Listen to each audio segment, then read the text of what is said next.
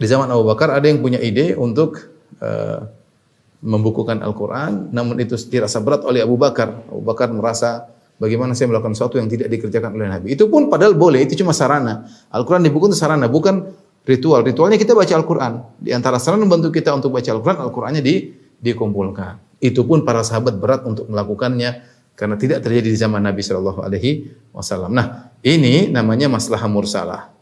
Sebagian orang menamakan dengan bid'ah hasanah. Bid'ah hasanah. Selama pembahasan bid'ah hasanah terkait dengan sarana, maka itu hanyalah sisi beda penamaan ya.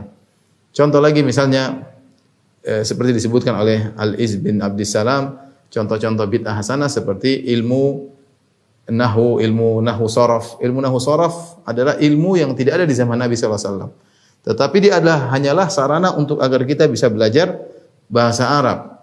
Nah, ilmu tersebut adalah bid'ah hasanah. Ya, di zaman Nabi tidak perlu. Kenapa? Para sahabat semua jago bahasa Arab. Ketika seorang semakin jauh dari zaman risalah, dari zaman kenabian, butuh ilmu yang agar bisa mengkokohkan bahasa Arab. Ilmu tersebut muncul belakangan, namanya ilmu nahwu dan ilmu saraf. Apa ini disebut? Kita sebut namanya maslahah mursalah. Itu kemaslahatan yang diperbolehkan. Ya, maslahah mursalah. Ya. Tidak pernah dibahas, tapi kita paham ini hanyalah sarana untuk suatu ritual agar kita bisa ngerti bahasa Arab. Dia bukan tujuan, tapi dia adalah sarana.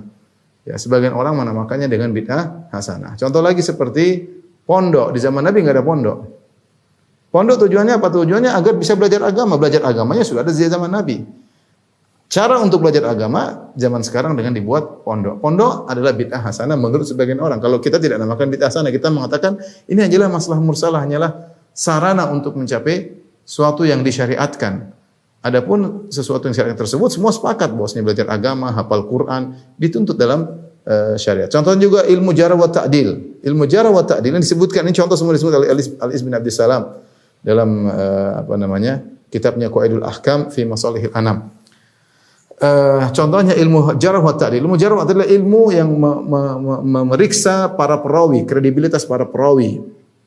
Perawi ini berhak thiqah atau dhaif atau kadzab atau matruk, bagaimana kredibilitas sang perawi, apakah periwayatannya bisa diterima atau tidak, itu namanya ilmu al-jarh wa ta'dil, yaitu jarh artinya mencela sang perawi, at-ta'dil yaitu merekomendasi sang perawi ya. Karena seorang perawi harus ada nilai dari para ulama, tidak semua orang boleh meriwayatkan hadis. Ilmu ini di zaman Nabi tidak ada. Kenapa tidak ada? Karena tidak perlu, para sahabat dengar langsung dari Nabi sallallahu alaihi wasallam. Para sahabat dengar langsung dari Nabi sallallahu alaihi wasallam. Ketika zaman semakin jauh dari Nabi, kemudian berita dari Nabi sallallahu alaihi wasallam melewati beberapa perawi, maka perlulah ilmu jarh wa ta'dil, ilmu untuk mengetahui hadis ini bisa diterima atau tidak karena perawi-perawi tadi harus diperiksa. Ini namanya ilmu jarh wa ta'dil. Ilmu ini dia bukan secara bahasa, sebenarnya dia bukan secara syar'i, dia bukan bid'ah. Tapi karena dia adalah suatu perkara dalam masalah agama yang baru ada, yang dulu tidak ada, maka sebagian ulama seperti ulama Syafi'iyah menamakannya sebagai bid'ah hasanah.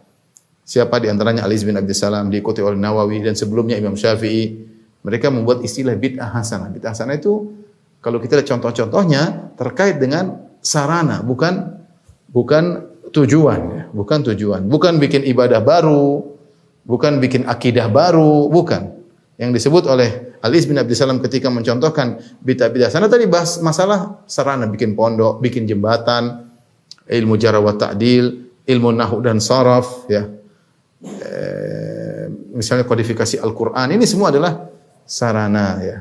Dan itu kita tidak berselisih, entah mau dinamakan maslahat mursalah, menurut kita itu bukan bid'ah, kan itu adalah sekadar sarana. Menurut sebagian ulama menganggap itu sebagai bid'ah hasanah karena dia terkait dengan perkara agama yang datang setelah Nabi sallallahu alaihi wasallam. Tapi yang jadi masalah adalah membuat ritual baru yang tidak ada di zaman Nabi sallallahu alaihi wasallam atau merubah suatu ibadah yang harusnya begini ditambah-tambahin ya. Itu yang jadi masalah ya.